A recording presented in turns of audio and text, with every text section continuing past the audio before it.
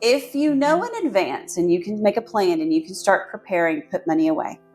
Get financial resources hidden away. Protect your assets. Make sure you know passwords to bank accounts. Make sure you know the passwords to the credit cards. Make sure you have an idea of what the financial picture is. I don't know how many times you and I both have seen women who've come in, and even a few times men who've come in and go, I don't do anything with the finances. I have no access. I don't know what bank we use. I don't know what credit cards we have. I don't know if we have any savings. I have no idea if he has retirement. I don't know. I use this one credit card and that's what I do everything on. And I have no idea what the balance is. That's terrifying. Absolutely terrifying. So even if that's not information you normally have access to, start getting it. Start figuring it out. Set up your own bank account that he has no access to. That he has, I even encourage it to be in a whole different bank so that there can be no confusion. Because even when my ex-husband and I got divorced, I set up a separate account in the same bank. The bankers knew us. They did not know we were going through a divorce, but they knew us. And so it happened more than one occasion where money was transferred from my separate account into our joint account or from our joint account into his separate account because the bankers just made a mistake. So, and it was not because he was trying to do anything sneaky or me, but I would strongly encourage a whole different bank, a whole new account, redirect your paycheck into that account so that you have access to your funds and you don't wake up one morning and poof, there's nothing. Figure out a plan for kiddos. What's it going to look like with kiddos? Think about how you're going to discuss it with them. They don't need to know the play-by-play. That's not their business. Those are adult things. Right. But they are going to have to know if you're going to move into a new house or if daddy's going to move into a new place. Or you have to move into grandparents' house for a little while. Yeah. They need to know that they don't need to be surprised. No. And so if you can prepare the kids, and depending on their ages, the teachers too, just let them know, hey, this is what's going on.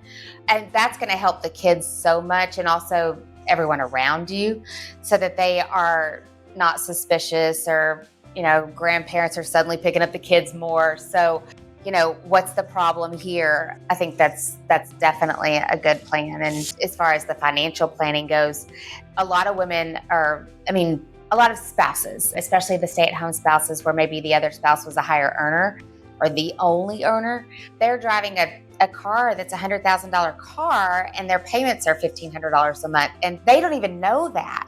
Look at that, because you may need to consider getting a different vehicle soon so you're not underwater, before the divorce is even finalized. Just if you can see it on the horizon, the divorce coming, definitely make all those plans in advance. And think about, I've mentioned before, the practical aspects. I have oftentimes had women call me and go, well, I want to keep the house. I want to raise my children in this house. I brought them home. They need to stay in this house. Okay. Well, what's the mortgage payment? $3,500 a month. Great. What do you do for a living? I don't work. Okay. How are you going to refinance this home into your name only, pay him a portion of the equity, and make the mortgage payments, the utility payments, buy the groceries, do all the things? Well, he's going to have to pay that. Why? If y'all are divorced, there may be certain circumstances where spousal maintenance absolutely could be ordered, but it's rare. And it's for a short period of time. And it's not often, and it's not much, and it doesn't last long. So you can't rely on that concept. We can rely on that for a temporary basis for a little while, but you need to really think about that. And it's taken some of my female clients a little while to wrap their head around the concept that they're not going to live in the same neighborhood. They can't afford it. And so really thinking about, how am I going to get from point A to point B and pay these bills and be independent? Because the faster you're financially self-sufficient, the faster there's less hold of the other parent or the other party over you. Yeah. So that's very, very important. And I guess the last bit of advice we give to all of our clients is watch your communications. This is not the time to start writing dissertation-length text messages about every tiny horrific thing this person has done in your life. No, keep it short and sweet and simple. If you're having to communicate about kids, are you picking them up? Not, are you picking them up because I have to check because you never get there on time? There's no reason for any of that. Right. Just, are you picking it up? And if he sends some sort of text message back that's very disparaging and that kind of a thing, I encourage my clients to remember, you don't have to join the argument. Unless there was a question in there, you have no reason to defend yourself to this other person. Right. If you had any ability to convince this other person about your greatness, you wouldn't be in the position you're about to be in. Yeah. So let it go. Don't worry about their opinion. Don't worry about what they write. Answer their questions about the kids or whatever relevant information you need to about the property or the debts or whatever, and ignore the rest. Do not fall into the trap of having to respond negatively and feeling like you have to defend yourself, because it just always sounds terrible when it's being read out loud in the courtroom. And it will be read out loud in the courtroom.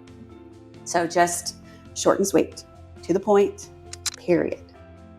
To wrap it up, if a mother is currently facing this situation, what are some immediate steps you think she should take? Financial planning, plans for the kids, plans for housing, and then contact an attorney. Absolutely. Yes. So you can figure out, particularly in your area, in your municipality, kind of what to expect. Thank you so much, Tina and Heather, for joining us today. How can they reach you, and what areas do you serve? We handle cases in Tarrant, Parker, Johnson, Ellis County as well. We will occasionally go to Denton. We do not typically cross the border and go to Dallas. Life is too short to practice law in Dallas. But in some circumstances we will. But typically we stay here within the Fort Worth Metroplex. And you can contact us through our website, through emails, through telephone. Misty is here. She answers our phone on a regular basis and does our client consultations and is absolutely wonderful. So any of those methods work. 817-332-4477. And our website is tumolaw.com. That's TUMOLAW.com.